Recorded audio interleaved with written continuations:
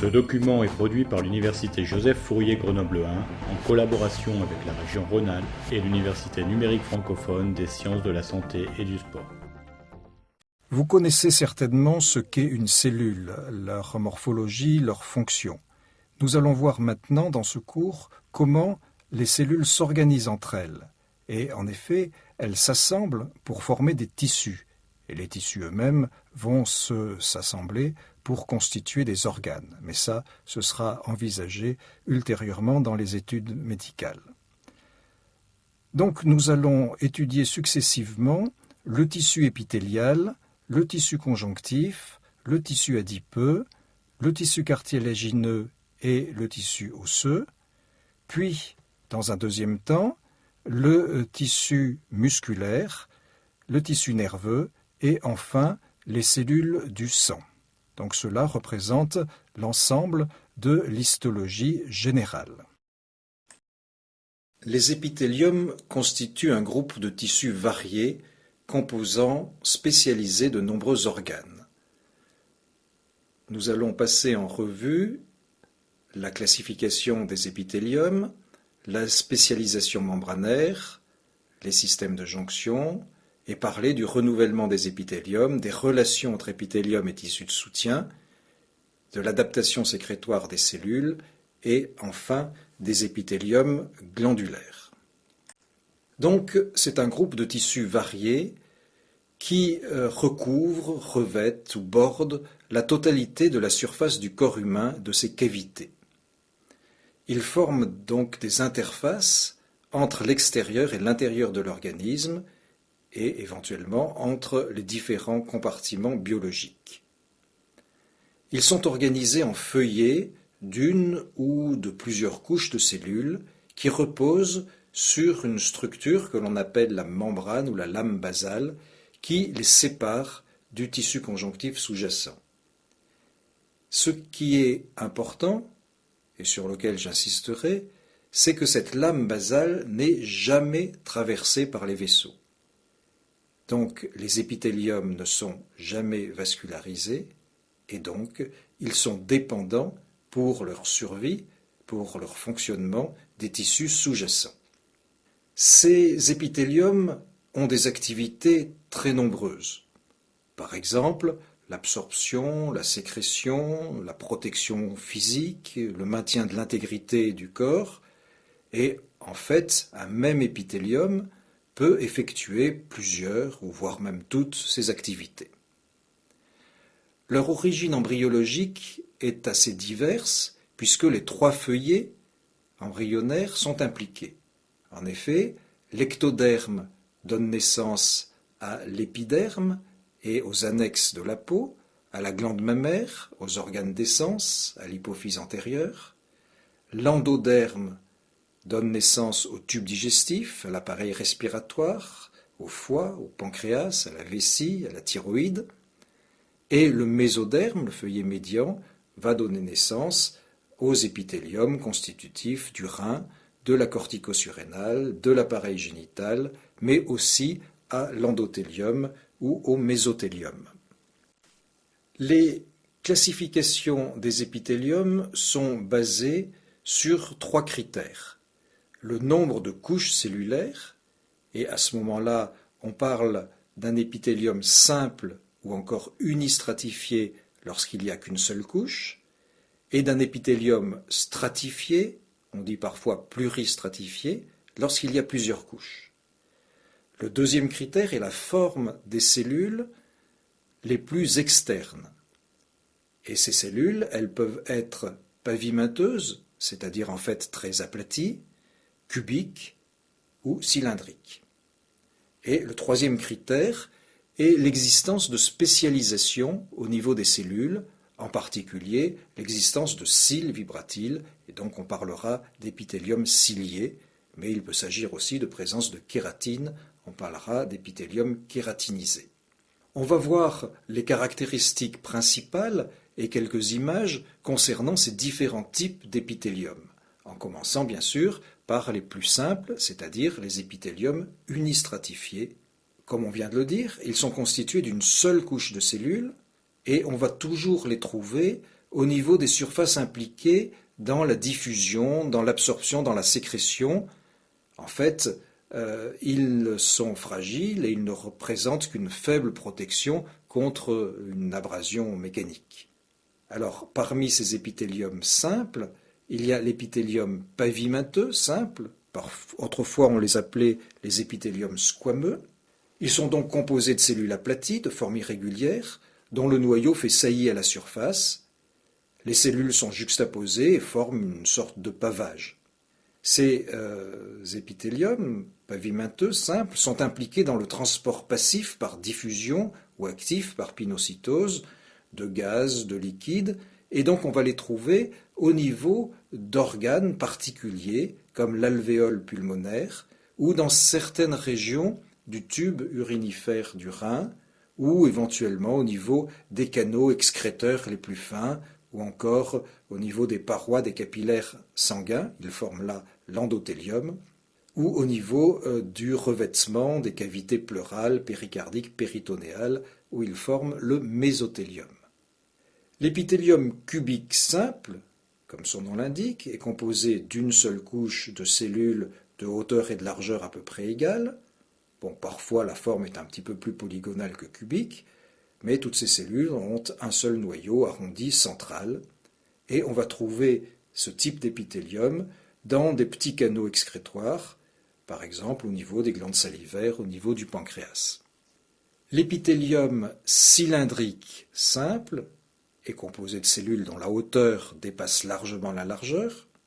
Le noyau est allongé, en position variable, souvent en position basale, et on trouve cet épithélium au niveau des surfaces qui ont un rôle d'absorption importante, comme l'intestin grêle, ou un rôle de sécrétion, comme au niveau de l'estomac.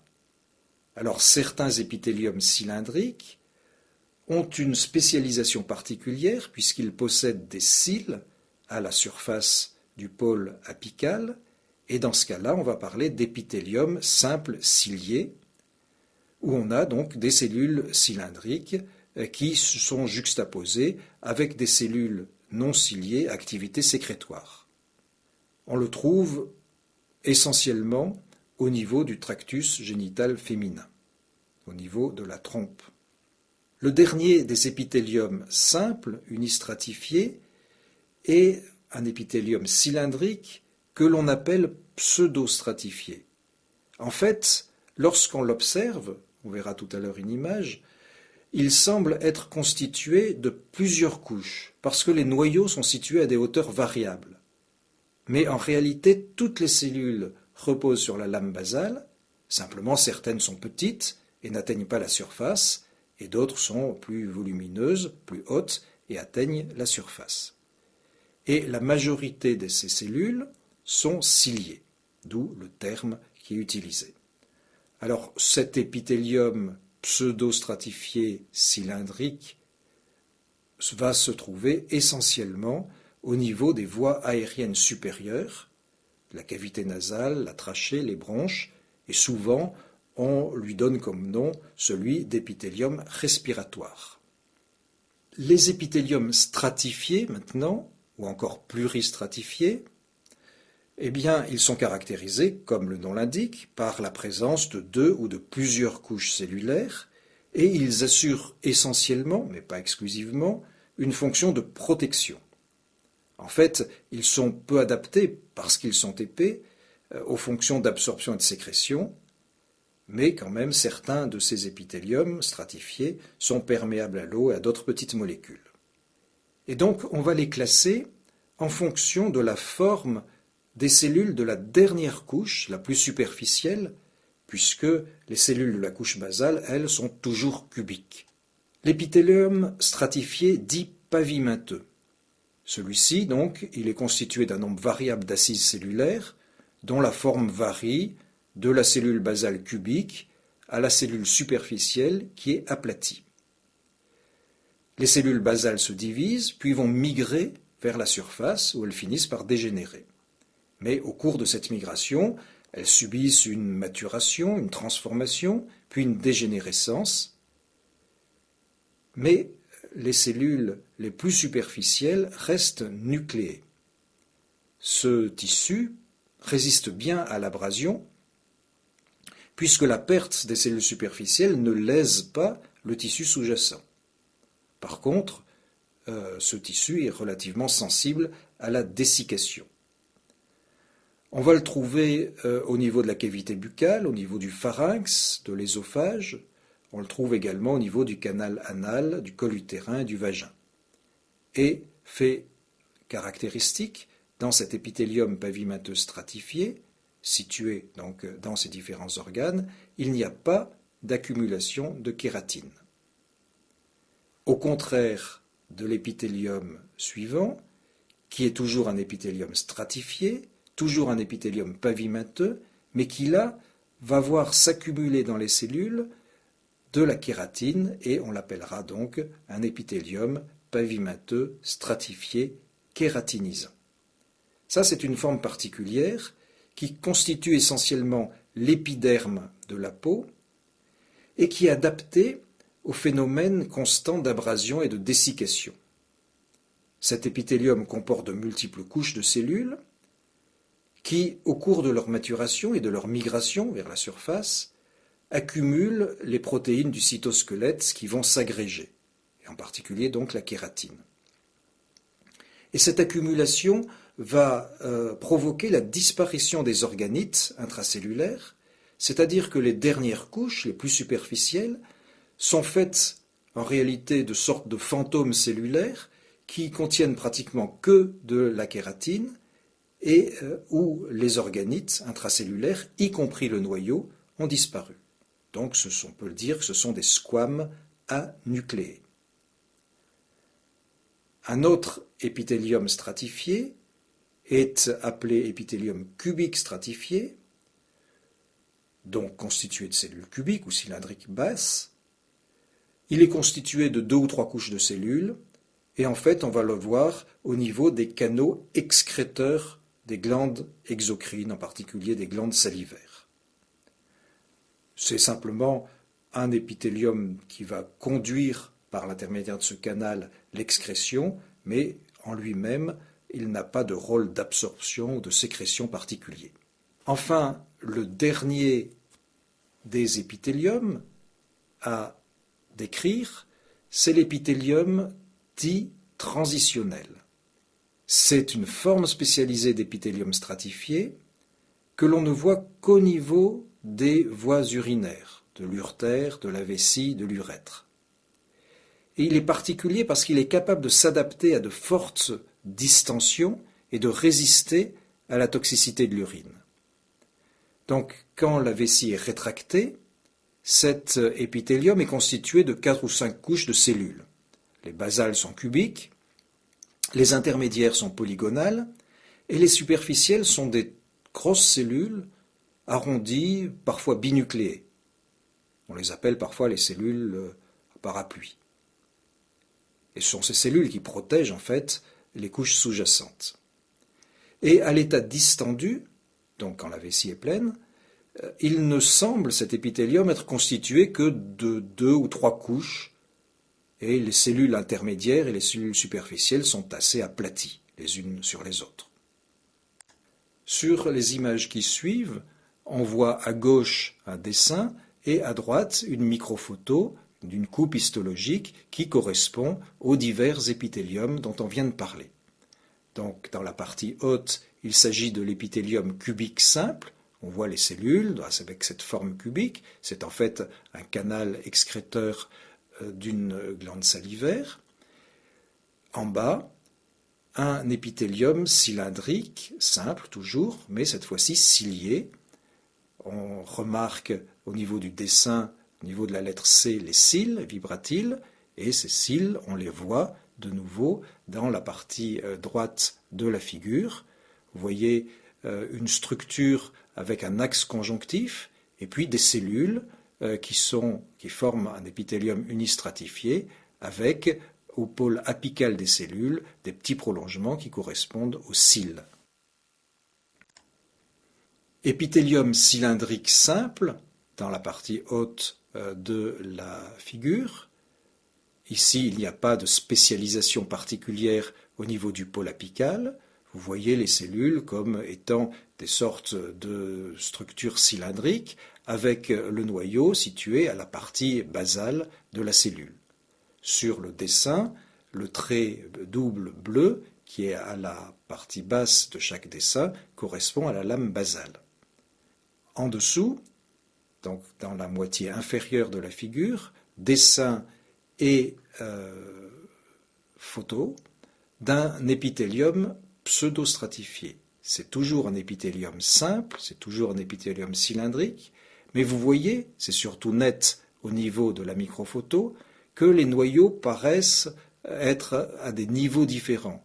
Et donc en première approximation, on se dit, puisque les noyaux sont à des niveaux différents, il y a plusieurs couches de cellules. En fait, c'est faux. Lorsqu'on observe correctement ces cellules, on constate que toutes reposent sur la lame basale, et donc c'est la définition d'un épithélium unistratifié. Par contre, certaines sont petites, d'autres un peu plus grandes, certaines vont donc jusqu'à la lumière, jusqu'à la surface, et ici, en plus, vous voyez que ces cellules sont ciliées, puisqu'au niveau du pôle apical existent ces prolongements qui correspondent aux cils qu'on décrira longuement tout à l'heure. Autre image, cette fois-ci d'un épithélium stratifié kératinisant, à la partie haute et gauche de la diapo, donc les multiples couches cellulaires et l'accumulation de kératine qui donne lieu à une juxtaposition de couches de squames anucléés. Vous n'observez plus de noyaux au niveau des couches cellulaires qui sont marquées ici par la lettre K. À droite, en haut, un épithélium cubique stratifié. On voit très nettement qu'il y a deux couches de cellules, mais ces couches sont constituées de cellules cubiques. Et puis, en bas, un épithélium transitionnel, donc l'épithélium de la vessie, où l'on observe de multiples couches cellulaires et des cellules de grande taille, parfois binucléées, qui sont à la surface de cet épithélium. Ici, il s'agit d'une vessie vide où donc l'épithélium est constitué de 5 ou 6 couches cellulaires. Si la vessie était remplie, distendue, eh bien l'épithélium serait beaucoup plus mince et les cellules seraient aplaties. Au niveau des cellules épithéliales, existent des spécialisations au niveau de leur membrane. Ces spécialisations peuvent se voir au niveau des faces entre les cellules ou bien au niveau de la partie apicale ou du pôle basal de la cellule. Il y a des spécialisations qui vont augmenter la surface cellulaire. Ce sont les microvillosités surtout, mais également les stéréocyles et certaines structures qu'on appelle les plaques membranaires. Alors les microvillosités, ce sont des très petites projections en doigts de gants de la membrane plasmique et on va les trouver à la surface de beaucoup de cellules épithéliales, mais elles sont particulièrement développées dans les épithéliums qui sont spécialisés dans l'absorption. Par exemple, les tubules rénaux ou par exemple l'intestin grêle. Et au niveau de ces organes, la présence de ces microvillosités va augmenter la surface de contact jusqu'à 20 fois ou 30 fois. En microscopie optique, on peut les détecter et elles apparaissent sous la forme d'un plateau strié, donc d'une surface apicale qui est striée, qu'on appelle aussi la bordure en brosse. Mais en fait, on ne peut pas individualiser précisément les différentes microvillosités. En fait, ces microvillosités ont environ 0,1 micromètre de diamètre et 1 micromètre de long, et elles sont particulièrement bien visibles en microscopie électronique. Donc ce sont des expansions dont les dimensions ont été données, et on voit que leur axe, l'axe cytoplasmique, est fait d'un faisceau de filaments fins d'actine qui sont ancrés sur une sorte de condensation du cytosquelette, qu'on appelle parfois une plaque terminale, qui est située au niveau de la surface cellulaire. Le nombre de ces microvillosités est extrêmement variable.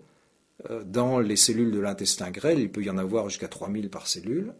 Et en fait, bien évidemment, cette microvillosité est recouverte par la membrane plasmique, qui est en continuité avec la membrane plasmique de la cellule. Il y a simplement une modification des glycoprotéines, des enzymes qui interviennent dans le processus d'absorption, qui sont particulièrement nombreuses au niveau de cette membrane plasmique des microvillosités. Le rôle, c'est donc d'amplifier la surface d'échange entre la cellule et le milieu extérieur, donc amplifier, augmenter la capacité d'absorption, de transport transmembranaire des substances alimentaires dégradées, par exemple celles qui sont dans la lumière de l'intestin grêle. La deuxième spécialisation membranaire, c'est le stéréocyle. Alors là, le terme est mauvais, on utilise ce terme traditionnellement, mais il comprend le mot cyle, et en fait, on va voir que la structure du stéréocyle est totalement différente de la structure du cyle vibratile. Ce stéréocyle, c'est une longue expansion grêle qui est visible éventuellement en microscopie optique et que l'on peut voir au niveau de certains organes, comme au niveau de l'épididyme du testicule ou au niveau de la cochlée de l'oreille. Ces stéréocyles possèdent un squelette filamenteux fait d'actine, comme la microvillosité, et pas de tubuline, comme, on le verra dans un instant, le cyle. On pense que ces stéréocyles vont favoriser également les mécanismes d'absorption. Troisième spécialisation, les plaques membranaires, qu'on appelle aussi les condensations cytoplasmiques superficielles. En fait, là, ce sont des épaississements de la membrane au niveau du pôle apical sur le versant cytoplasmique qui sont plus ou moins associés à des invaginations, à des vésicules. Et l'ensemble est visible en microscopie optique où ça forme une sorte de zone plus colorable au niveau du pôle apical. Le rôle est probablement un rôle de protection de la cellule, puisqu'on voit ces condensations, ces plaques membranaires au niveau des cellules de l'épithélium de la vessie. Donc protection contre la toxicité de l'urine, protection aussi puisque ça permet d'éviter la réabsorption de l'urine par le tissu épithélial, et puis ça sert vraisemblablement aussi de réserve de membrane donc lors de la réplétion vésicale. Les cils vibratiles sont des expansions de la membrane plasmique au niveau du pôle apical. Ce sont des expansions mobiles qui se projettent en ligne parallèle. On les trouve au niveau de l'épithélium respiratoire et également au niveau du tractus génital féminin, par exemple au niveau de la trompe de Fallope. Il peut y avoir plusieurs centaines de cils par cellule, habituellement de longueur égale. Quelle est la structure du cyle vibratile? Sa taille, c'est environ 0,2 micromètres de diamètre pour une longueur de 7 à 10 micromètres. Ce qui fait que les cils sont bien visibles en microscopie optique. C'est une évagination de la membrane plasmique qui renferme une structure centrale complexe qu'on appelle l'axonème. Axonème dérivé du corpuscule basal. L'axonème est constitué de 9 doublés périphériques de microtubules, 9 paires, où il y a un microtubule complet à 13 protofilaments et un microtubule incomplet à 10 protofilaments. Ils sont longitudinaux dans l'axe des cils et reliés entre eux par des ponts de nexine. Ils émettent des bras de dynéine en direction du doublet adjacent. Il y a un bras interne et un bras externe. Au centre se trouvent 2 microtubules entiers, entourés par une gaine centrale, elle-même reliée aux microtubules périphériques par des bras radiaires. Il existe beaucoup d'autres protéines qui structurent l'ensemble, mais je cite en particulier la tectine, qui forme un filament situé dans le sillon réalisée par les microtubules A et B d'un doublé. L'axonème s'insère sur le corpuscule basal situé sous la surface de la cellule. Ce corpuscule basal, c'est une structure microtubulaire identique à celle du centriole, avec donc 9 triplés de microtubules périphériques. Chaque doublé de l'axonème se poursuit dans les 2 microtubules internes du triplet. Par contre, les microtubules centraux de l'axonème s'arrêtent et il n'y a pas de continuité avec les microtubules du corpuscule basal. Voici quelques images et schémas concernant les cils vibratiles. Vous voyez sur cette microphoto, microscopie optique, des cellules de l'épithélium respiratoire qui ont été détachées de cet épithélium, donc qui sont dispersées.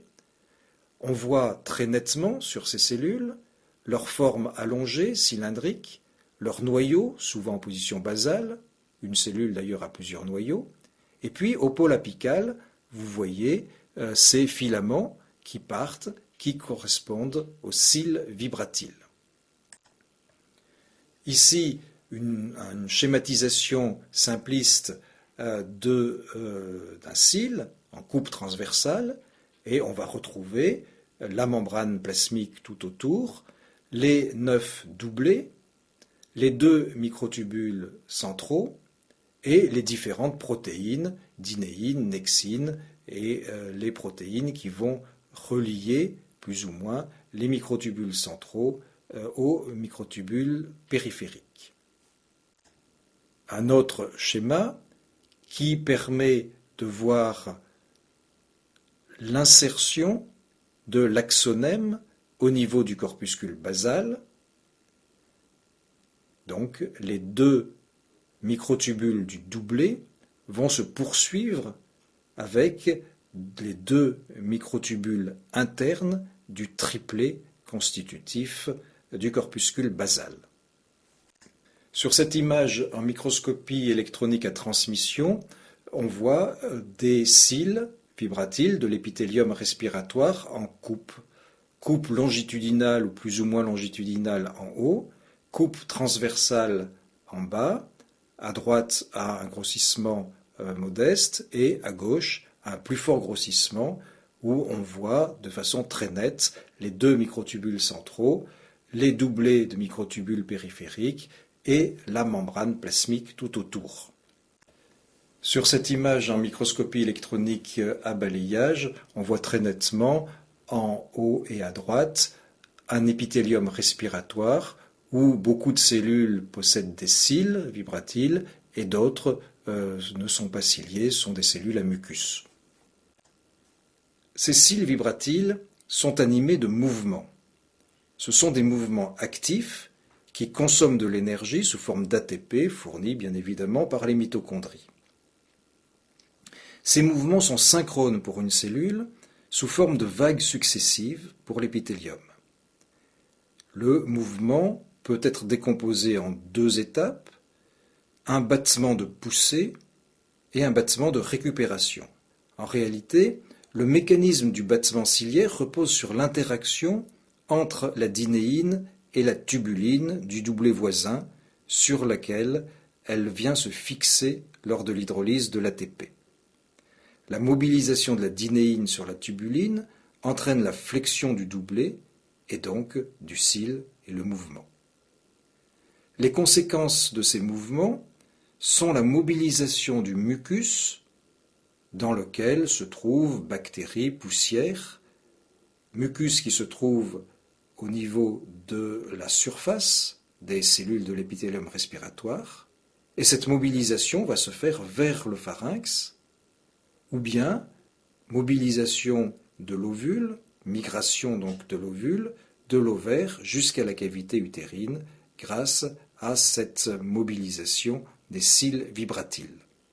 J'avais déjà parlé du syndrome d'immobilité ciliaire, syndrome de Cartagener, avec cette association bizarre que l'on sait expliquer maintenant d'infections bactériennes à répétition et d'infertilité. Voici une schématisation des deux mouvements, donc le battement de poussée, figuré en 1, 2, 3 et 4, et le battement de récupération, figuré en 5, 6, 7 et 8. Cette image montre le mécanisme de la flexion, où l'on voit en petit c les deux éléments constitutifs d'un doublé. En fait, lors de la flexion, le lien de nexine qui relie ces doublés se rompt et il y a donc migration de la dinéine tout au long du microtubule. Les systèmes de jonction ne sont en réalité pas spécifiques des cellules épithéliales, mais ils sont particulièrement développés dans ces cellules qui sont jointives et ces systèmes de jonction vont permettre de lier les cellules à leurs voisines. Cela donc va augmenter de façon considérable la cohésion qui habituellement est assurée par l'engrainement des surfaces cellulaires par les interdigitations qui s'enchevêtrent. Il y a beaucoup de types de jonctions différentes. Mais le schéma général est commun, et dans ce schéma général, on peut considérer que le cytosquelette de deux cellules adjacentes est lié par l'intermédiaire de protéines intracytoplasmiques et de protéines transmembranaires. Alors, la première catégorie, ce sont les jonctions dites étanches. Il y a beaucoup de synonymes. En français, on dit aussi jonction serrée, ou on dit aussi jonction de compartimentage. Autrefois, on utilisait le terme de zonula occludens. Ces jonctions étanches forment une sorte de collier autour de chaque cellule, juste au-dessous de la surface cellulaire, et elles ferment l'espace intercellulaire sur une distance de 0,2 micromètre environ, et donc rendent imperméable cet espace intercellulaire. Donc le contenu de la lumière, si on parle par exemple de cellules de l'épithélium intestinal, le contenu de la lumière ne peut pas s'insinuer entre les cellules de l'épithélium de l'intestin. Il sera obligé de passer à travers les cellules. Il y a une deuxième fonction de ces jonctions étanches, c'est d'empêcher la migration des protéines membranaires qui restent ainsi confinées dans des compartiments spécifiques. On avait parlé à propos de la membrane plasmique, du modèle de la mosaïque fluide et de la capacité de mobilisation, de migration des protéines dans la double couche de phospholipides. Cela est vrai, mais c'est limité par ces jonctions étanches, c'est-à-dire que les protéines, par exemple, du pôle apical d'une cellule, resteront qu'au niveau de ce pôle apical et ne pourront pas se déplacer jusqu'au niveau des faces latérales ou du pôle basal. Les feuillets des membranes plasmiques des deux cellules adjacentes sont extrêmement étroitement accolés et on observe en microscopie électronique un réseau d'arêtes ou de sillons qui sont entrecroisés sur la membrane plasmique et qui vont former des sortes de lignes de soudure qui correspondent à des rangées ininterrompues de protéines transmembranaires qui se rejoignent à travers l'espace intercellulaire. Ces protéines, on les appelle des occludines et elles vont se lier à des protéines intracytoplasmiques, dites aussi protéines de la plaque. On en connaît beaucoup, certaines sont appelées ZO1, ZO2, synguline, et ces protéines de la plaque vont agir sur le cytosquelette d'actine. Le calcium est indispensable à cette architecture moléculaire et au fonctionnement de cette jonction étanche. Sur ce schéma, on voit deux cellules adjacentes dont la membrane plasmique est en bleu clair et sont mentionnées 2 molécules transmembranaires d'occludine qui se juxtaposent l'une par rapport à l'autre dans l'espace intercellulaire. Cette occludine va entrer en relation avec des protéines intracytoplasmiques. Ici, je n'ai dessiné que ZO1 et ZO2. Et par l'intermédiaire de ces protéines, il y a une relation qui s'établit avec l'actine et éventuellement d'autres molécules. Les jonctions d'ancrage ou encore jonctions adhérentes permettent le maintien de la forme des cellules, la transmission des forces qui s'y exercent, et ça forme en réalité un réseau transcellulaire de protéines qui confère une certaine résistance, une certaine rigidité à l'épithélium.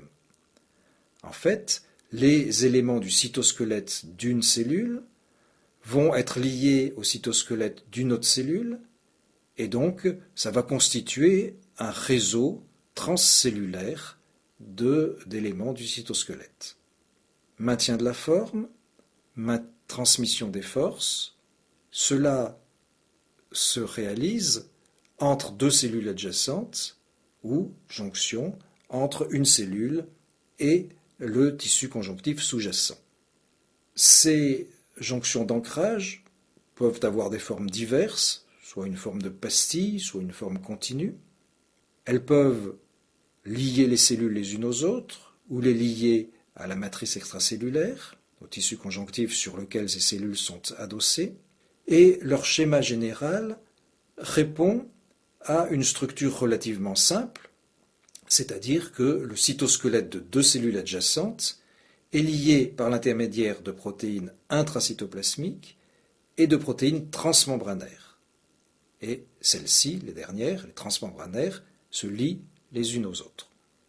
Le premier exemple de jonction d'ancrage, c'est ce qu'on appelle la ceinture d'adhérence, ou encore zonula adhérens. Ce sont des jonctions adhérentes intercellulaires qui forment une sorte de ceinture continue située immédiatement sous les jonctions étanches, donc vers la zone de limite entre le pôle apical et la face latérale de la cellule. Et donc cette ceinture d'adhérence va assurer, en partie, la cohésion des cellules les unes par rapport aux autres. Sur le plan morphologique, bien sûr, il y a un espace intercellulaire, et de part et d'autre de cet espace, des plaques denses cytoplasmiques sur lesquelles vont se fixer les éléments du cytosquelette. L'espace intercellulaire, il est de l'ordre de 15 à 20 nanomètres, et il paraît rempli de matériel filamenteux. Les plaques denses juxtamembranaires, donc à l'intérieur du cytoplasme, ont un aspect de bande plus ou moins continue, et puis au-delà, donc, on voit les éléments du cytosquelette, et ici, ces éléments du cytosquelette sont des microfilaments fins d'actine qui sont ancrés donc, au niveau des plaques cytoplasmiques. Sur le plan biochimique, les protéines transmembranaires sont des eucadérines, E comme épithélial. Et cette protéine occupe en partie l'espace intercellulaire et probablement correspond au matériel filamenteux que l'on observe en microscopie électronique. Donc une molécule appartenant à la cellule A va se fixer dans l'espace intercellulaire à une autre molécule de eucadérine appartenant à la cellule adjacente B. Les protéines de relais intracytoplasmiques s'appellent des caténines et on a 3 types de caténines, alpha, bêta et gamma. En réalité, la eucadérine se fixe d'abord sur la bêta ou la gamma-caténine. L'une est exclusive de l'autre, c'est-à-dire que dans une cellule on a de la bêta ou dans l'autre cellule on a de la gamma-caténine. Et ensuite, la bêta ou la gamma éventuellement va se fixer sur l'alpha-caténine. Et l'alpha-caténine s'attache à l'actine. Donc on a un pont moléculaire qui, si l'on part du cytosquelette, va permettre de relier l'actine par l'intermédiaire de l'alpha-caténine, ensuite de la bêta ou la gamma-caténine, puis de la eucadérine, et de nouveau pour la cellule adjacente, la E-cadérine, la bêta ou la gamma-caténine, l'alpha-caténine et l'actine. Toutes ces liaisons moléculaires nécessitent la présence de calcium et on a constaté que la phosphorylation de ces protéines, mais en particulier celle de la bêta-caténine, va empêcher la liaison et va provoquer le désassemblage du complexe moléculaire et donc la perte d'adhérence cellule à cellule. Et dans certains cancers, où il y a effectivement une diminution des capacités d'adhérence, ce qui va probablement expliquer la survenue d'un essaimage des cellules malignes à distance, de métastases. Donc dans certains cancers, on observe effectivement une phosphorylation de cette bêta-caténine. Ce schéma revient sur la structure générale d'une jonction adhérente. Donc les deux traits verticaux bleu foncé sont les membranes plasmiques de deux cellules adjacentes. Et vous voyez la construction qu'on retrouvera toujours, qui se fait sous la forme d'un complexe moléculaire associant une protéine transmembranaire, une ou plusieurs protéines de liaison cytoplasmique et bien sûr les filaments du cytosquelette. Ça, c'est le schéma général que l'on va retrouver avec des protéines spécifiques pour décrire la ceinture d'adhérence. Donc le cytosquelette ici, ce sont les filaments d'actine. Les protéines transmembranaires, c'est la E-cadérine. Les protéines intracytoplasmiques, c'est la bêta-caténine ou la gamma et l'alpha-caténine. Donc vous voyez ce système de complexe moléculaire qui va permettre de lier fortement les cellules les unes aux autres. Mais ce n'est pas le seul système, et on a au niveau des cellules épithéliales d'autres structures qui permettent d'accentuer cet ancrage. Ce sont les desmosomes. Ici, il s'agit de jonctions intercellulaires ponctuelles qui sont situées sur les faces latérales des cellules épithéliales, mais on les trouve également sur les cellules cardiaques, par exemple, ou sur d'autres types de cellules. On les appelle également macula adherens. Et ces jonctions intercellulaires vont lier le squelette. Ici, il s'agit de filaments intermédiaires, donc lier le cytosquelette d'une cellule à celui de la cellule adjacente. Et donc ça va permettre une certaine continuité entre les réseaux de filaments intermédiaires des différentes cellules. Alors, comme on décrit les choses ici dans les cellules épithéliales, les filaments intermédiaires dont il s'agit seront les filaments de kératine. Mais s'il s'était agi de cellules cardiaques, ça aurait été des filaments de desmine, ou si c'était des cellules dendritiques folliculaires, par exemple, ça aurait été des filaments de vimatine. Donc ici, on décrit le tissu épithélial, donc on va voir que le desmosome relie les filaments de kératine d'une cellule aux filaments de kératine d'une autre cellule. Morphologiquement, là encore, il y a un espace intercellulaire qui est élargi. Il y a des plaques ou des disques denses cytoplasmiques qui ont en général 0,5 micromètres de diamètre, 0,1 d'épaisseur, qui sont des sortes de boutons pression, en quelque sorte, qui servent de point d'ancrage aux filaments intermédiaires. Et ces disques, ou ces plaques, sont fixés, arrimés à la face cytoplasmique de deux cellules adossées, deux cellules juxtaposées, deux cellules qui sont reliées, bien sûr, par des ponts protéiques transmembranaires. Les filaments intermédiaires vont s'étendre au voisinage des plaques. Certains sont parallèles à la surface des plaques ou des disques, d'autres s'insèrent sur ces plaques et puis quittent ces plaques pour traverser le cytoplasme. Alors, sur le plan biochimique, on connaît bien évidemment le complexe moléculaire dont il s'agit. Les protéines transmembranaires sont également des cadérines, mais des cadérines particulières qu'on appelle les cadérines desmosomales. Il y en a deux essentielles, la desmogléine et la desmocholine. Les protéines intracytoplasmiques sont nombreuses ici. On retrouve la gamma-caténine, mais également d'autres protéines comme les desmoplaquines 1 et 2 ou bien comme la desmocalmine. Là encore, le calcium est indispensable. Ces desmosomes vont participer à la charpente cellulaire, au maintien de la forme. Ils vont également transmettre les formes de cisaillement d'une zone de la couche cellulaire à l'ensemble de l'épithélium. Voici une schématisation d'un desmosome. Au centre, les deux membranes plasmiques de deux cellules adjacentes, l'espace intercellulaire, avec, dans cet espace, les cadérines desmosomales, la plaque cytoplasmique, qui en fait est constituée par les protéines intracytoplasmiques, la gamma-caténine, les desmoplaquines, etc.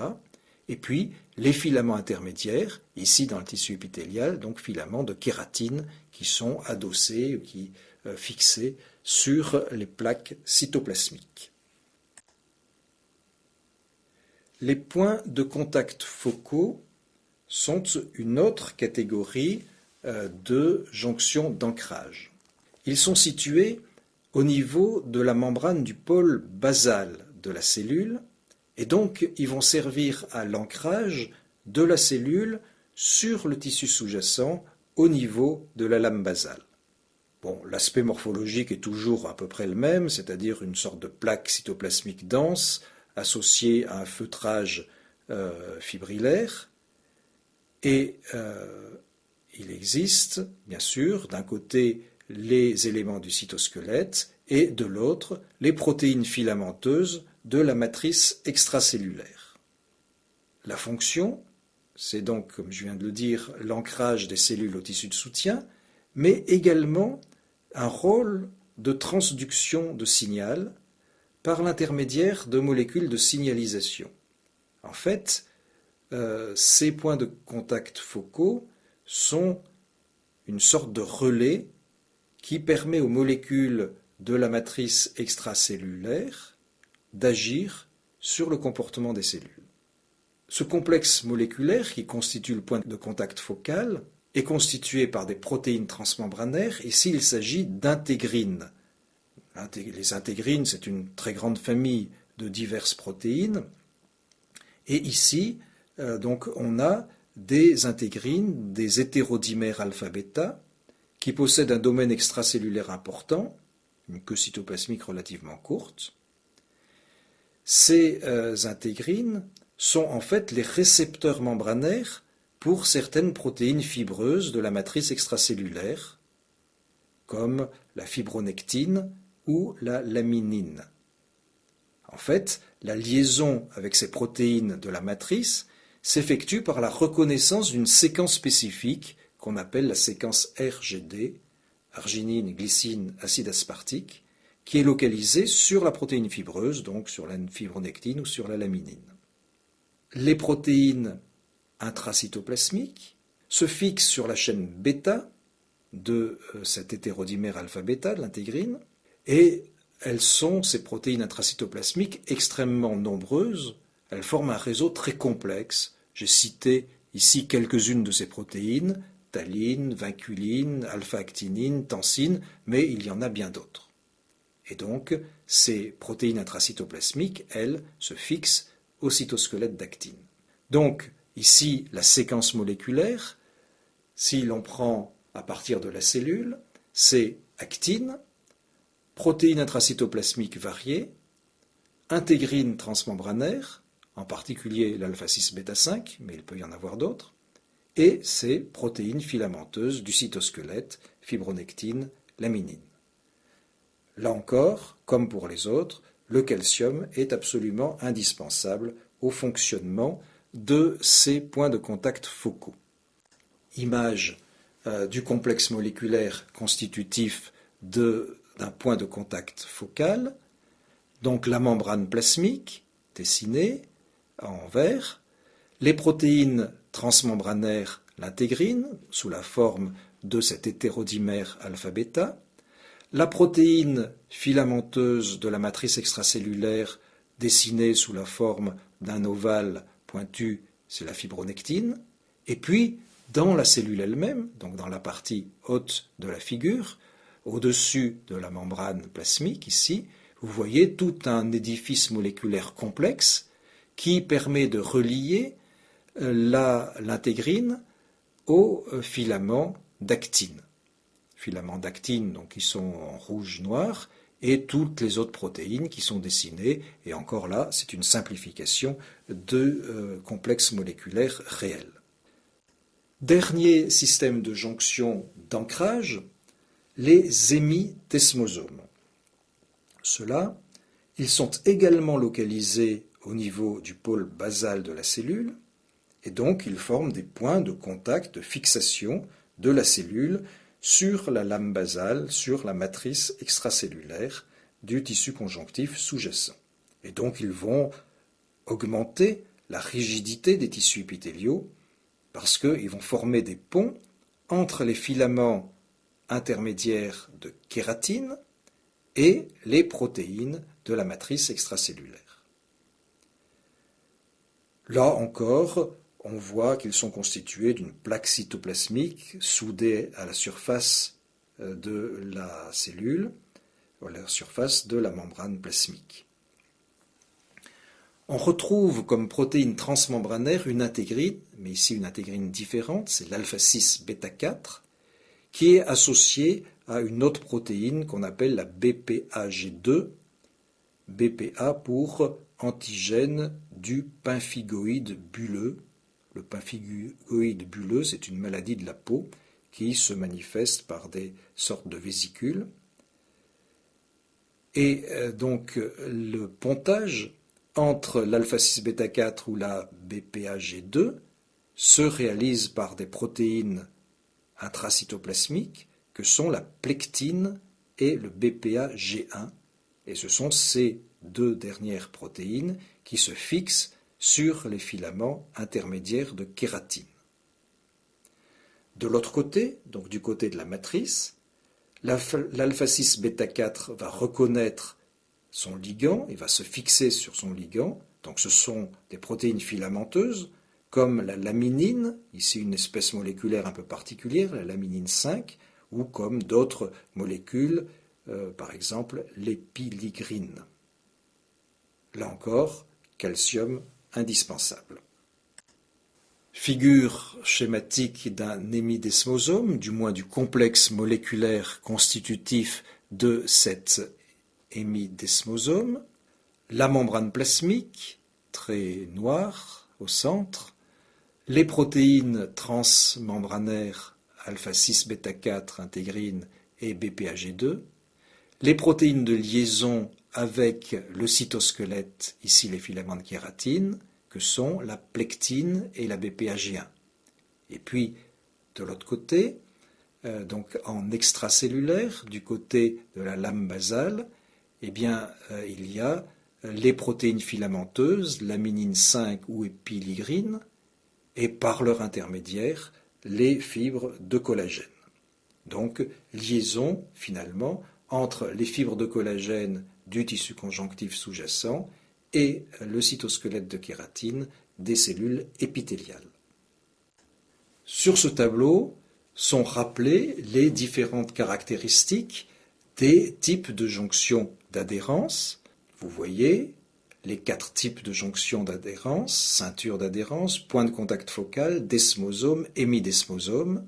J'ai noté quel était le type d'adhérence, cellule à cellule ou cellule à matrice extracellulaire, quel était le filament du cytosquelette qui était impliqué, microfilament fin d'actine ou filament intermédiaire ici dans les cellules épithéliales, donc cytokératine, et puis quelle est la molécule d'adhérence, la molécule transmembranaire, soit des cadérines, différents types, différentes espèces moléculaires de cadérines, soit des intégrines. Dernier type de jonction, de système de jonction, après les jonctions adhérentes, les jonctions de compartimentage, maintenant les jonctions communicantes. On les appelle aussi des gap jonctions, on les appelle aussi des nexus, ou des jonctions d'échange, ou encore des jonctions ouvertes, donc il y a beaucoup de synonymes. Il s'agit d'une zone spécialisée des membranes cellulaires qui permet le passage d'ions et de petites molécules d'une cellule à l'autre. Elles vont se situer donc au niveau des faces latérales des cellules. Sur le plan de la morphologie, ça donne un aspect de plaques relativement larges, au niveau desquelles les membranes plasmiques adjacentes sont étroitement accolées, mais elles gardent malgré tout un petit espace, 2 à 3 nanomètres, entre elles. La structure de cette jonction communicante, c'est en fait un canal qui a environ 2 nanomètres de diamètre, canal qui est creusé dans une membrane de la cellule et dans la membrane de la cellule voisine. Donc ces deux canaux vont se juxtaposer l'un à l'autre et former donc une sorte de tunnel qui permettra le passage des petites molécules. Alors, cette structure communicante est constituée donc d'un tube qu'on appelle le connexon. Le connexon, c'est en fait un canal constitué de 6 protéines qu'on appelle les connexines. Et donc 2 connexons se juxtaposent pour former un canal complet, un connexon appartenant à la cellule A, l'autre connexon appartenant à la cellule B. Et ça va permettre la communication d'une cellule à l'autre. Alors en réalité, ça permet le passage d'ions et de petites molécules, donc des molécules comme les acides aminés, mais les grosses molécules ne passent pas. Mais c'est quand même important parce que ça représente des sites d'échange de métabolites, de nutriments, de facteurs de croissance, et donc ça va permettre une communication cellulaire qui est importante. Dans les cellules musculaires, ça permet aussi le transport de signaux électriques qui vont avoir comme conséquence la contraction de la cellule. Le calcium est indispensable au fonctionnement de cette jonction communicante, mais une trop forte concentration va entraîner la fermeture du canal et donc à terme, probablement, la mort de la cellule. Ce dessin représente donc 2 cellules adjacentes, les membranes de ces 2 cellules, et le canal formé par la juxtaposition de 2 connexons. Donc ça représente une sorte de tube creux par où vont passer l'eau, les ions, tube creux dont la paroi est constituée de 6 protéines appelées connexines. Après donc ce chapitre concernant les spécialisations de l'épithélium, quelques mots sur le renouvellement de cet épithélium. En réalité, les différents épithéliums de l'organisme sont constamment renouvelés, comme d'ailleurs d'autres types de tissus, parce que les cellules ont une durée de vie limitée, elles sont soumises à des agressions, elles vont mourir, et donc il faut les remplacer. Dans un épithélium, les cellules en fin de vie sont soit exfoliées, par exemple les cellules de la peau, qui desquament et qui tombent dans l'environnement, ou les cellules du tube digestif, qui vont tomber dans la lumière digestive et être éliminées, ou bien ces cellules vont rentrer en apoptose et ensuite elles vont être phagocytées, éliminées par les macrophages. Et toujours, ces cellules vont être remplacées par d'autres qui proviennent de la division de cellules souches. Donc il existe dans tous les épithéliums des cellules souches caractérisées par leur durée de vie longue, par leur état indifférencié, par leur situation d'un point de vue cinétique en phase G0, et par leur capacité de rentrer dans le cycle et de se diviser lorsqu'elles sont stimulées. Donc cellules quiescentes, cellules au repos, qui sont stimulées à un moment donné par des facteurs de croissance, qui vont se diviser, ensuite donner naissance à des cellules différenciées, donc dans un type cellulaire précis. Ces cellules sont contrôlées par des facteurs de croissance locaux, sécrétés souvent par des cellules de voisinage, et on parle à ce moment-là de mécanisme de paracrinie, c'est-à-dire action d'une cellule du voisinage sur une autre par l'intermédiaire de facteurs solubles. Ces cellules sont localisées de façon variable selon les épithéliums. Parfois elles sont isolées entre les pôles basaux des cellules différenciées. Parfois on les voit groupées en assises basales ou regroupées en zones germinatives. Mais toujours, elles sont toujours en contact avec la lame basale et cela est obligatoire puisque c'est par l'intermédiaire de cette lame basale que les facteurs de croissance, en particulier, vont pouvoir diffuser et agir. Dans les épithéliums stratifiés, donc les cellules filles vont migrer vers le haut de l'épithélium en se différenciant. La vitesse de renouvellement d'un épithélium est très variable. Elle est très rapide dans l'épithélium intestinal. Elle est estimée à 48 heures, c'est-à-dire qu'en 2 jours, nos cellules de l'épithélium intestinal, toutes nos cellules vont se renouveler. Par contre, au niveau de la trompe de Fallope, la vitesse de renouvellement est beaucoup plus lente, elle est estimée à une quarantaine de jours. Donc, ces cellules épithéliales reposent toujours sur un tissu de soutien et l'intermédiaire entre la cellule épithéliale et le tissu de soutien, disons le tissu conjonctif, c'est une zone qu'on appelle souvent la membrane basale. Il vaut peut-être mieux utiliser le terme de lame basale, parce qu'en fait, ce n'est pas une membrane comme la membrane plasmique avec la bicouche de lipides, etc.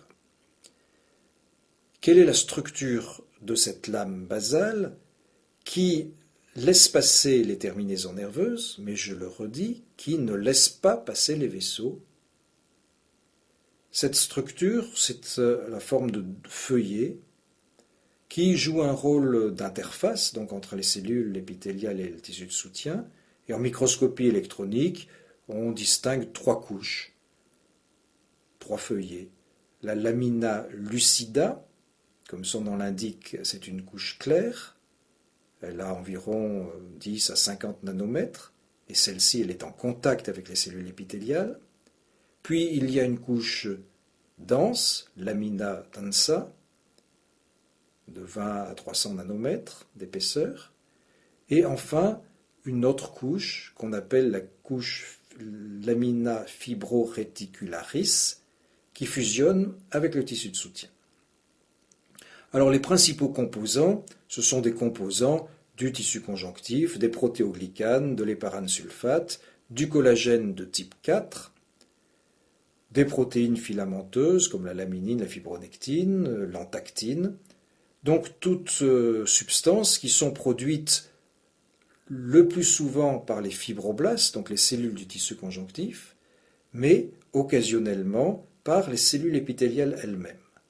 Les fonctions de cette lame basale, ce sont donc des fonctions d'adhérence, puisque on a cité ici des protéines filamenteuses dont on a vu quel était le rôle sur la structuration de l'épithélium par l'intermédiaire des zones de contact et de l'adhérence.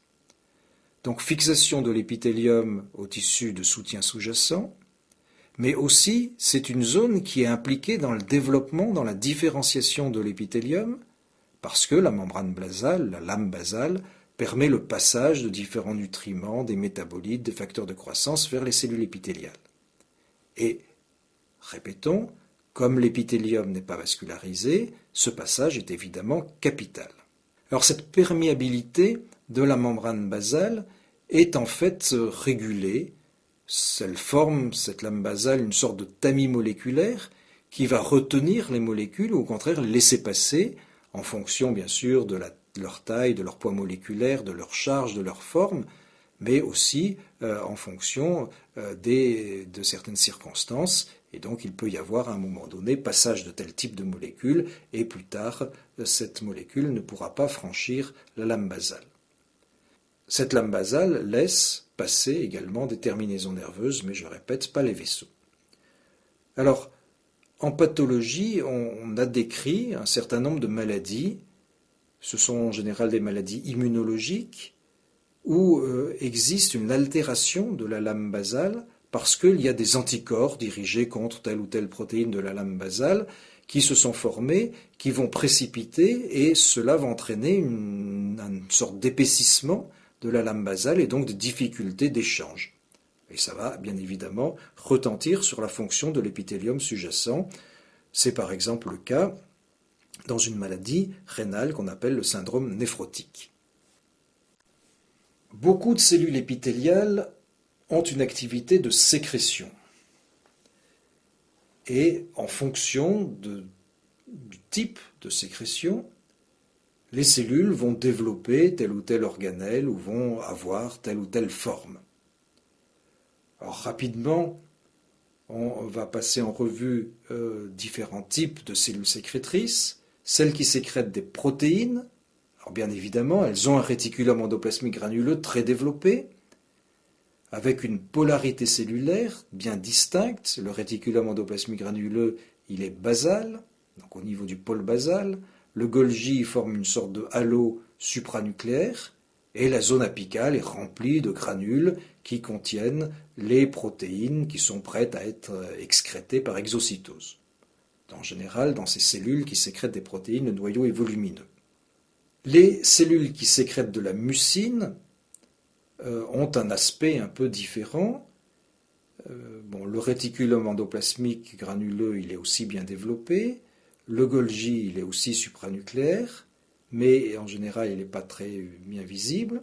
Et par contre, on va voir, au niveau du pôle apical, une accumulation très importante de vésicules contenant de la mucine, donc des vésicules de grande taille, des vésicules non colorées. La mucine, en fait, c'est un mélange de glycoprotéines et de protéoglycanes. Mucine qui sert à la lubrification ou qui sert éventuellement comme barrière. Les cellules sécrétrices de stéroïdes, donc qui sont situées par exemple dans la cortico-surrénale ou dans le testicule ou dans l'ovaire, elles ont un réticulum endoplasmique lisse très développé et des vacuoles lipidiques. Et probablement une autre caractéristique qui les différencie des précédentes, c'est le nombre de mitochondries et la forme de ces mitochondries qui est plutôt tubulaire.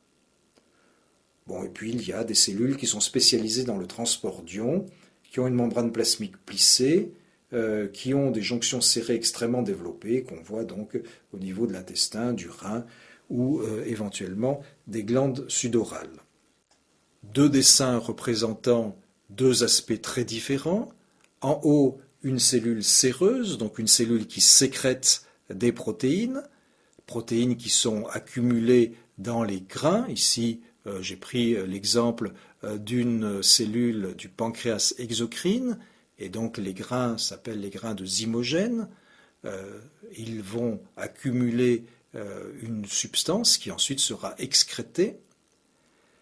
Et dans la partie basse de la figure, une cellule sécrétant de la mucine, cellule dite cellule à mucus, cellule où le noyau est tassé au niveau du pôle basal qui est un petit peu effilé d'ailleurs, et où le pôle apical est complètement rempli de grains de mucigène, donc qui vont ensuite être excrétés au niveau de ce pôle apical.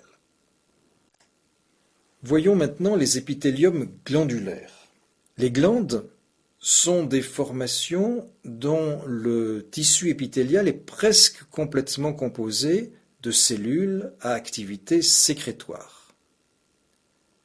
Au cours de l'histogénèse, il faut imaginer un épithélium de recouvrement qui va se déprimer dans le tissu mésenchymateux sous-jacent et qui va former des structures plus ou moins complexes selon le mode d'invagination. En gros, il y a deux modes.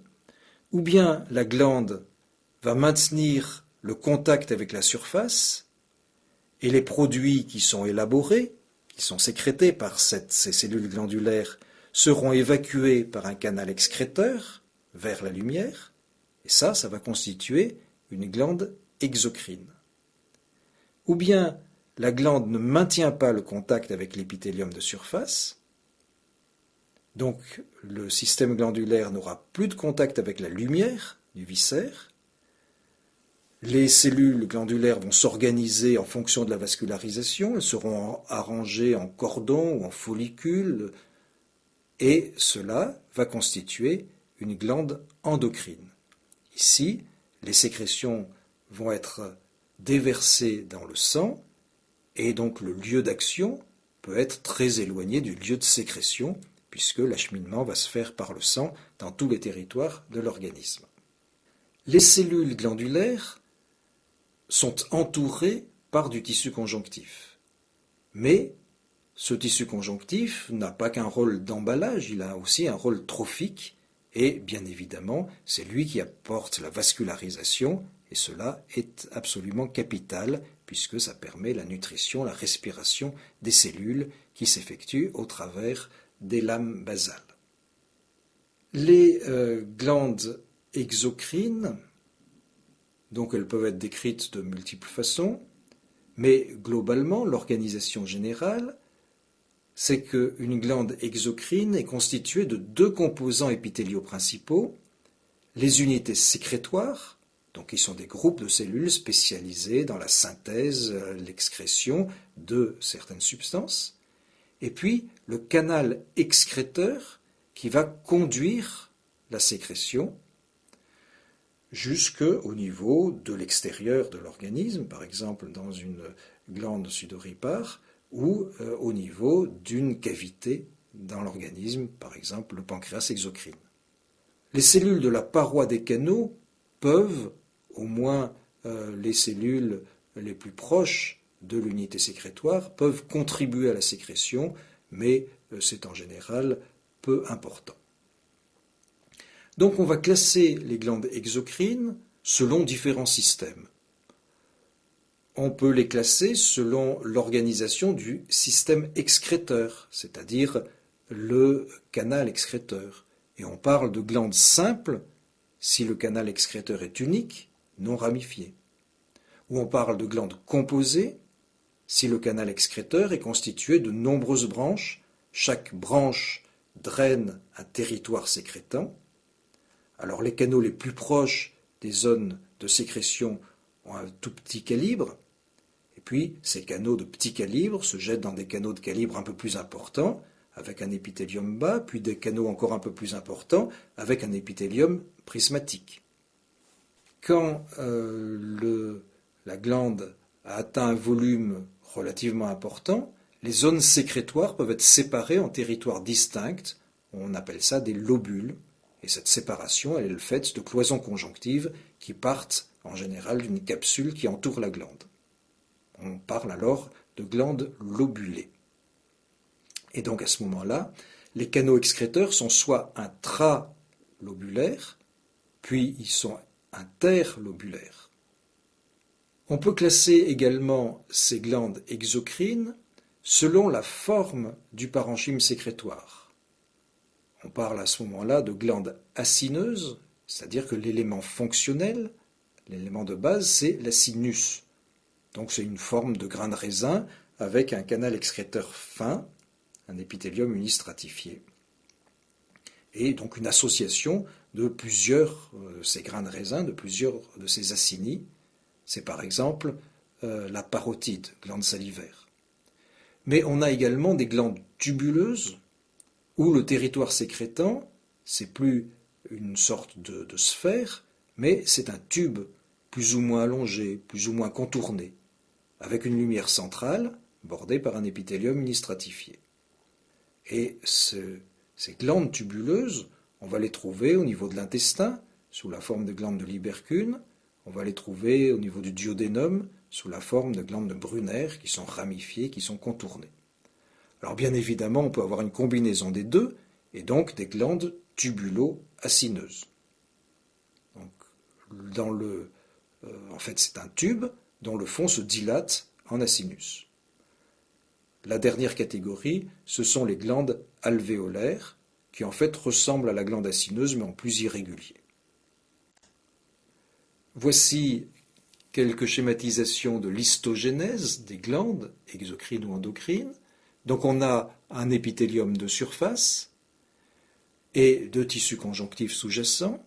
On a une prolifération dans le tissu conjonctif sous-jacent, prolifération de plus en plus importante qui forme une masse de cellules, et cette masse de cellules peut avoir deux évolutions, deux devenirs, soit, et c'est la figure de gauche, garder ces relations, garder le contact avec l'épithélium qui est à l'origine, et ça, ce sera la glande exocrine, avec donc une portion sécrétoire, sécrétrice, et un canal excréteur, ou bien ce massif cellulaire, cette masse de cellules, perd tout contact direct avec l'épithélium qui lui a donné naissance. Cette masse cellulaire est maintenant complètement incluse dans le tissu conjonctif, elle est complètement entourée par des vaisseaux, et c'est le cas des glandes endocrines, dont la structure sécrétoire peut être variable, soit sous la forme d'une vésicule, comme en haut à droite, soit sous la forme de travées, de trabécules, comme au niveau de la figure en bas au milieu. Quelques schémas correspondant aux différents types de glandes exocrines. Vous voyez l'image d'une glande tubulaire simple, donc un simple tube, d'une glande tubulaire contournée. Le tube il n'est plus rectiligne, mais il fait un certain nombre de zigzags. Une glande tubulaire simple ramifiée, donc plusieurs éléments. Une glande acineuse simple, la forme de grain de raisin. Des glandes acineuses ramifiées, des glandes tubulaires contournées, des glandes acineuses composées, des glandes tubulo-acineuses. Donc on peut faire varier constamment les différents éléments et donc avoir des glandes de structure sensiblement différentes. Ces épithéliums glandulaires, on peut aussi les classer selon les substances qui sont élaborées. Alors certaines sécrètent un liquide visqueux, on les appelle les glandes muqueuses, d'autres sécrètent un liquide plus clair, plus fluide, on les appelle des glandes séreuses. Ce qui est peut-être plus intéressant, c'est de détailler un petit peu la classification des glandes exocrines ou des cellules exocrines en fonction du mode d'excrétion. Effectivement, la substance qui est élaborée par la cellule donc, va être expulsée de la cellule, mais cette expulsion, cette excrétion peut se faire de différentes façons. On appelle excrétion mérocrine une excrétion qui se fait soit par exocytose, donc le matériel est empaqueté dans des vacuoles, dans des vésicules, ces vacuoles migrent au niveau de la membrane et il y a fusion de membrane entre la vésicule et la membrane plasmique et ouverture de la vésicule à l'extérieur, donc déversement du contenu de la vésicule à l'extérieur. Ça, c'est un type d'excrétion mérocrine. Mais on peut également considérer qu'une excrétion par dialyse transmembranaire, donc simplement passage à travers la membrane sans qu'il existe de vésicule, soit aussi le fait d'une excrétion mérocrine. Le deuxième type est l'excrétion holocrine. Et là, c'est très particulier parce que c'est la cellule entière qui est le produit de sécrétion. Donc le produit qui est élaboré va s'accumuler dans le cytoplasme et il s'accumule de telle façon qu'il y a surcharge et mort cellulaire. Et donc, s'il y a mort cellulaire, la cellule va desquamer dans le milieu extérieur ou dans la lumière, va dégénérer et libérer les éléments qu'elle a élaborés. Ça, c'est le cas, par exemple, de la glande sébacée. Et la troisième modalité, c'est l'excrétion dite apocrine. Et là, c'est aussi assez particulier puisque la cellule va s'amputer de la partie apicale qui se désagrège et libère le produit d'excrétion.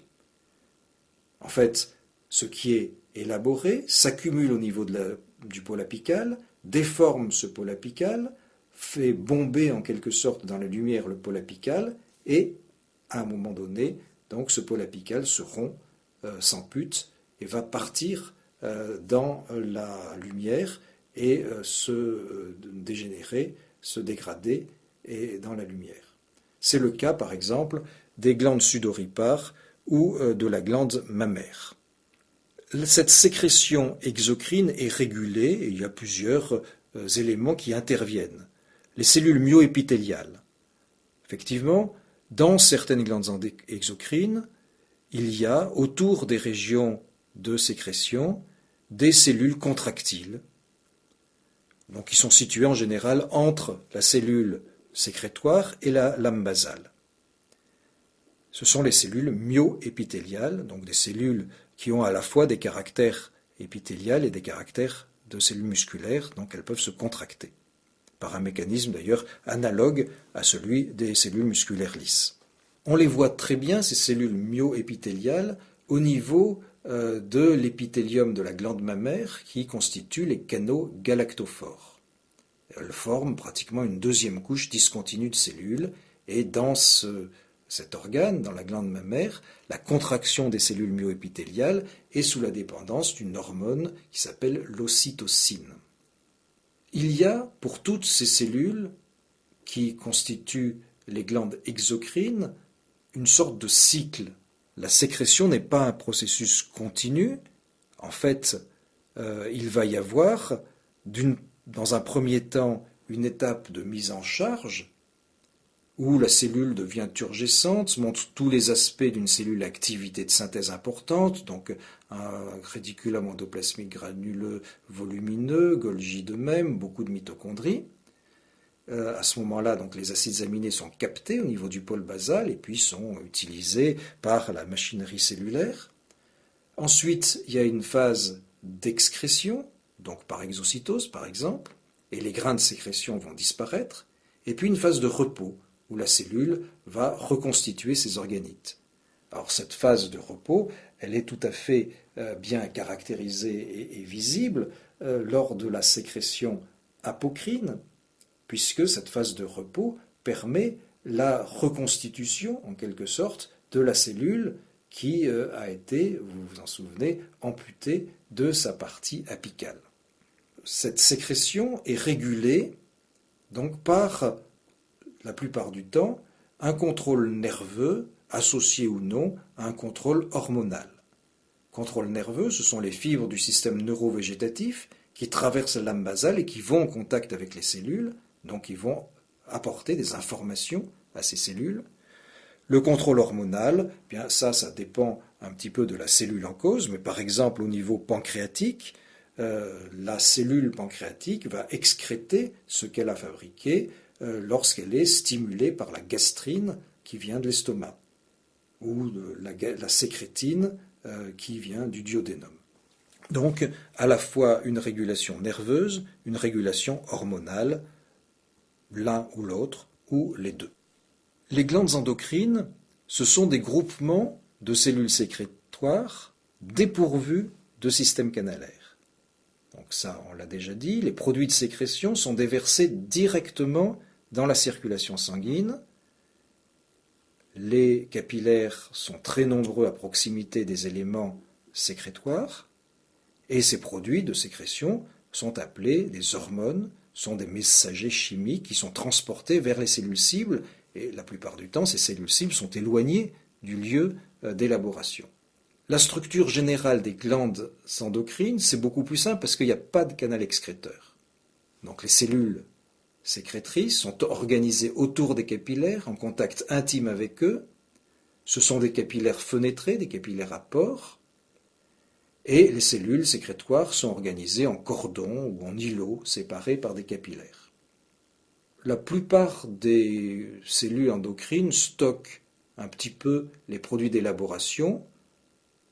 La plupart du temps, c'est à l'intérieur des cellules sous forme de granules, mais dans un cas, c'est très particulier, c'est le cas de la thyroïde, où le produit qui est fabriqué par la cellule est stocké à l'extérieur de la cellule, au centre d'une vésicule, d'un follicule, sorte de ballon. Donc la paroi du ballon, c'est les cellules thyroïdiennes, et la partie centrale est remplie d'une substance qu'on appelle la colloïde, qui contient des préhormones thyroïdiennes. Les massifs cellulaires, les associations de cellules, les capillaires sont charpentés par des fibres de réticuline, et la plupart des glandes endocrines sont entourées par une capsule qui envoie des prolongements fibreux. Alors on décrit différents types de glandes endocrines. des glandes qui sont individualisées en organes. Alors on parle de glandes réticulées ou fasciculées, donc ce sont des cordons plus ou moins anastomosés entre eux, par exemple la surrénale, la cortico-surrénale, ou bien on parle de glandes vésiculées, mais ça c'est que la thyroïde, et comme je vous le disais, c'est une organisation particulière sous la forme d'une structure sphérique qui est la vésicule, avec donc les cellules qui forment la paroi du ballon et l'intérieur qui est rempli de cette substance particulière qui est la colloïde. Bien sûr, tout autour, soit des vésicules, soit des cordons de cellules, il y a les capillaires. Mais on peut également voir ces glandes endocrines sous la forme d'amas multiples entre d'autres formations. Par exemple, au niveau du testicule, là, il n'y a pas de glandes, d'organes bien définis, c'est simplement des cellules qui sont associées, qui sont amassées. Donc l'exemple du testicule ou l'exemple aussi du pancréas endocrine avec les îlots de Langerhans. Dernière catégorie de glandes, ce sont les glandes qu'on appelle amphicrines, qui sont en fait mixtes, c'est-à-dire que le même organe a à la fois une fonction exocrine et une fonction endocrine. Alors, il y a plusieurs exemples. Le foie est un organe amphicrine parce que la même cellule, l'hépatocyte, sécrète d'un côté dans le sang du sucre et de l'autre côté des éléments de la bile, donc par l'intermédiaire d'un canal excréteur. Le pancréas est également un exemple de glande amphicrine, puisque là, il y a une sécrétion exocrine, de trypsine, de chymotrypsine, par l'intermédiaire de canaux, et puis une sécrétion hormonale endocrine, par exemple l'insuline, le glucagon, qui est fabriqué par les cellules des îlots de Langerhans. Le testicule est également un autre exemple de glande mixte, de glande amphicrine.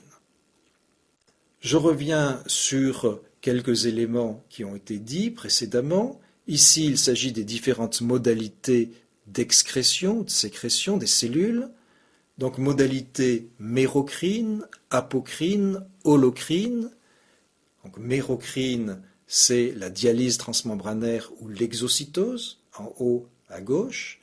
Apocrine, c'est l'amputation du pôle apical de la cellule, donc en haut à droite. Holocrine, c'est la desquamation de la cellule, sa lyse dans la lumière et la libération de ce qui a été fabriqué. Et puis, en bas à droite, une schématisation d'une excrétion endocrine. Donc ici, la cellule qui repose sur la lame basale, à proximité des capillaires, va expulser le contenu de ces granules, de ces sécrétions, à travers la lame basale dans des vaisseaux. Et cette excrétion va être ensuite véhiculée par le sang contenu dans les vaisseaux jusqu'aux différents territoires de l'organisme. En conclusion, ces tissus épithéliaux sont en fait responsables de la fonction de l'organe où il se trouve, de la spécificité fonctionnelle de cet organe.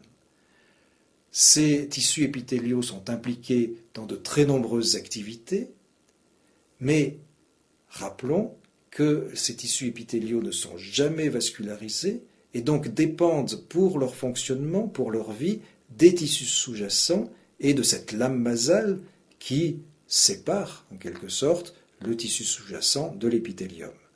Donc cette lame basale, à travers laquelle diffusent les éléments nutritifs, est un élément considérablement important pour le fonctionnement normal des épithéliums.